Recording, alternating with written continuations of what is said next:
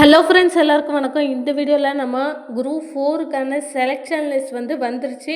So அதை பற்றின details தான் பார்க்க போகிறோம். ஸோ செலெக்ஷன் லிஸ்ட் வந்திருக்கு, யார் யாரெல்லாம் செலக்ட் ஆகியிருக்காங்க.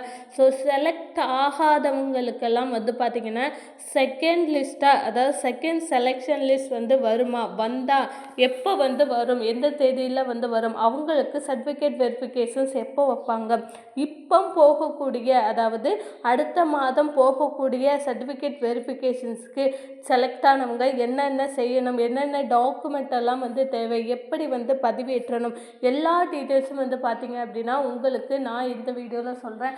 அதற்கு முன்னாடி நம்ம சேனலில் நீங்கள் ஃபர்ஸ்ட் டைம் பார்க்குறீங்க அப்படின்னா மறக்காமல் சப்ஸ்கிரைப் பண்ணிட்டு பாருங்கள். டிஎன்பிஎஸ்சி சம்மந்தமான ரெகுலர் அப்டேட் உங்களுக்கு கிடைக்கணும் அப்படின்னு நீங்கள் நினச்சிங்க அப்படின்னா மறக்காமல் ஒரு லைக் பண்ணிவிடுங்க. இப்போ வாங்க நம்ம வீடியோக்குள்ளே போகலாம். இப்போ பார்த்தீங்க அப்படின்னா நமக்கு டிஎன்பிஎஸ்சி குரூப் 4ஓட சான்றிதழ் சரிபார்ப்பு பார்த்திங்கன்னா அதற்கான செலெக்ஷன் லிஸ்ட் நேற்று வெளியிட்டுட்டாங்க. ஸோ எல்லாருமே பார்த்திங்க அப்படின்னா செலக்ட் ஆகிருப்பீங்க. நிறைய பேர் செலக்ட் ஆகிருக்கிறீங்க. செலக்ட் ஆனவங்களுக்கு நம்மளுடைய சேனல் சார்பாக வாழ்த்துக்களை தெரிவித்துக்கொள்கிறேன். கண்டிப்பாக நீங்கள் செலக்ட் ஆகிட்டீங்க. உங்களோட மார்க் எவ்வளவு, உங்களோட கம்யூனல் ரேங்க் எவ்வளவு அப்படின்றத மறக்காமல் கமெண்ட் செக்ஷனில் கமெண்ட் பண்ணுங்கள். ஸோ இனிமேல் வரவங்களுக்கு பார்த்தீங்க அதுமா ரொம்ப ஹெல்ப்ஃபுல்லாகவே இருக்கும். ஸோ இப்போ பார்த்தீங்க அப்படின்னா நமக்கு சான்றிதழ் சரிபார்ப்புக்கான பட்டியல், அதாவது ஆன்லைன் மூலமாக என்னென்ன சான்றிதழ் அப்லோட் பண்ணணும் அப்படின்றதையுமே அவங்க சொல்லியிருக்காங்க. கிட்டத்தட்ட பார்த்தீங்க அப்படின்னா உங்களுக்கு நவம்பர் 7, அதாவது நேற்று 29 அக்டோபர் 29ஆம் தேதியிலேருந்து நவம்பர் 7ஆம் தேதி வரை உங்களுக்கு சான்றிதழ் பதிவேற்றத்திற்கான இது இணையதளம் ஓப்பனில் இருக்கும். கண்டிப்பாக பார்த்தீங்கன்னா junior assistant, typist, steno typist, இந்த மாதிரி பல்வேறு பதவிகளுக்கு அவங்க கொடுத்துருக்காங்க. ஸோ சான்றிதழ் சரிபார்ப்புக்கு யாரெல்லாம் செலக்ட் ஆகிருக்கிறீங்களோ அவங்க பார்த்தீங்க அப்படின்னா இந்த சர்டிஃபிகேட்டெல்லாம் நீங்கள் அப்லோட் பண்ணுற மாதிரி இருக்கும். ஸோ அப்லோட் எப்படி பண்ணணும் அப்படின்றத ஆல்ரெடி டிஎன்பிஎஸ்சி வெப்சைட்லேயே தான் உங்களுக்கு கொடுத்துருக்காங்க. ஸோ டிஎன்பிஎஸ்சி வெப்சைட்லேயே தான் நீங்கள் அப்லோட் பண்ணணும். முக்கியமாக பார்த்தீங்க அப்படின்னா என்ன மாதிரியான சர்டிஃபிகேட் எல்லாம் அப்லோட் பண்ணணும், இதுவுமே பார்த்தீங்கன்னா நிறைய பேருக்கு நிறையா டவுட் இருக்குது. ஃபஸ்ட்டு உங்கள் எல்லாத்துக்குமே, அதாவது செலெக்ஷன் ஆன எல்லாத்துக்குமே ஒரு விஷயம் சொல்லிக்கிறேன். சான்றிதழ் பார்த்தீங்க அப்படின்னா 100% உங்களுடைய ஒரிஜினல் சர்டிஃபிகேட்டு தான் நீங்கள் அட்டாச் பண்ணணும். எதுக்குமே பார்த்தீங்க அப்படின்னா நீங்கள் ஜெராக்ஸை அட்டாச் பண்ணிடாதீங்க. ஸோ ஒரு சிலர் பார்த்தீங்க அப்படின்னா என்கிட்ட ஒரிஜினல் இல்லை, அதனால் நான் ஜெராக்ஸை அப்லோட் பண்ணேன் அப்படின்னு சொல்லுவாங்க. கண்டிப்பாக உங்களை ரிஜெக்ட் பண்ணி விட்டுருவாங்க. தயவு செஞ்சு சொல்கிறேன், எல்லாருமே ஒரிஜினல் ப்ரூஃபை நீங்கள் அட்டாச் பண்ணுங்கள். அதாவது உங்களோட 10th mark sheet, 12th mark sheet, அப்புறம் உங்களோட கம்யூனிட்டி சர்டிஃபிகேட்லேயுமே நிறைய பேருக்கு நிறைய டவுட் இருக்குது. அதாவது என்னோட கம்யூனிட்டி சர்டிஃபிகேட் பழைய கம்யூனிட்டி சர்டிஃபிகேட்டாக இருக்குது, அதை அப்லோட் பண்ணலாமா அப்படின்னு. கண்டிப்பாக பார்த்தீங்க அப்படின்னா அதை அப்லோட் பண்ணலாம். ஸோ முடிஞ்ச அளவுக்கு பார்த்தீங்க அப்படின்னா உங்கள் 10th mark sheet, 12th mark sheet, அதுக்கப்புறம் கம்யூனிட்டி சர்டிஃபிகேட், உங்களுடைய ஆதார் கார்டு ரொம்ப ரொம்ப முக்கியம். உங்களோட Aadhaar card, passport size photo, இதுவுமே கேட்டிருக்காங்க. பாஸ்போர்ட் சைஸ் ஃபோட்டோ, உங்களோட சைனு, ப்ளஸ் பார்த்தீங்க அப்படின்னா உங்களுடைய ப்ரையாரிட்டி, முன்னுரிமை என்னென்னலாம் இருக்குது, பிஎஸ்டிஎம் இருக்குதா, இல்லை விதவை, இந்த மாதிரியான என்ன மாதிரியான முன்னுரிமைகள்லாம் இருக்குது, அதையுமே பார்த்தீங்க அப்படின்னா நீங்கள் அட்டாச் பண்ணுற மாதிரி இருக்கும். ஸோ அட்டாச் பண்ணுறது நம்ம டிஎன்பிஎஸ்சியோட வெப்சைட்டில் தான் பண்ணணும். நீங்கள் முடிஞ்ச அளவுக்கு உங்கள் வீட்டில் பிசி இருக்குது அப்படின்ற பட்சத்தில் நீங்கள் பிசிலேயே உங்கள் வீட்டில் இருந்து பண்ணிக்கலாம்.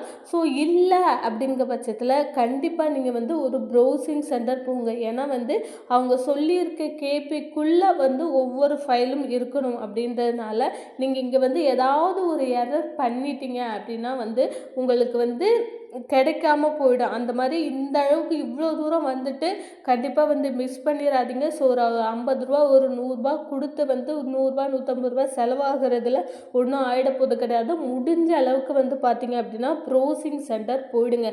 ப்ரௌசிங் சென்டர் போனீங்க அப்படின்னாலே உங்களுக்கு அவங்க ப்ராப்பராக பண்ணி கொடுத்துருவாங்க. எவ்வளோ கேபிக்குள்ளே இருக்கணும் அப்படின்றத ப்ராப்பராக பண்ணி கொடுத்துருவாங்க. எல்லாமே நீங்கள் ஒரிஜினல் எடுத்துகிட்டு போயிருந்தீங்க அப்படின்னாலே தாராளமாக போகுதும். ஒரு 100 ரூபா தான் செலவாகும். முடிஞ்ச அளவுக்கு பார்த்தீங்க அப்படின்னா ஃபோன்லேருந்து பண்ணாதீங்க. பிசி இருந்தது அப்படின்னா நீங்கள் பிசி வீட்டிலேருந்தே பண்ணலாம். இல்லாட்டி வந்து பார்த்தீங்க அப்படின்னா நீங்கள் ப்ரௌசிங் சென்டர் போய் பண்ணுங்கள். கிட்டத்தட்ட வந்து பார்த்தீங்க அப்படின்னா 44 பக்கங்களுக்கு வந்து பார்த்தீங்கன்னா செலெக்ஷன் லிஸ்ட் வந்து அனுப்பியிருக்கிறாங்க. ஸோ இது ஓகே. ஸோ இப்படி இந்த செலெக்ஷன் லிஸ்ட்டில் செலக்ட் ஆகி நீங்கள் சர்டிஃபிகேட் வெரிஃபிகேஷன்ஸை பதிவிட்டீங்க அப்படின்னா நீங்கள் இதற்கப்புறம் அடுத்த கட்டத்துக்கு வந்து மூவ் ஆகலாம் அப்படின்றத வந்து அவங்க சொல்லியிருக்காங்க. அதாவது கவுன்சிலிங் ஆகட்டும், இந்த சர்டிஃபிகேட் வெரிஃபிகேஷன்ஸ் வந்து முடிஞ்சிச்சு அப்படின்னா நீங்கள் வந்து கவுன்சிலிங்க்கு டைரெக்டாக வந்து செலக்ட் ஆயிடுவீங்க. ஸோ முடிஞ்ச அளவுக்கு வந்து எல்லாமே ஒரிஜினலாக ப்ராப்பராக கரெக்டாக பண்ணுறதுக்கு பாருங்கள். நீங்கள் ப்ரௌசிங் சென்டர் போகிறீங்க அப்படின்னா என்னென்ன தேவையோ எல்லாத்தையுமே வந்து பார்த்தீங்க அப்படின்னா எடுத்துகிட்டு போகிறது ரொம்ப ரொம்ப நல்லது.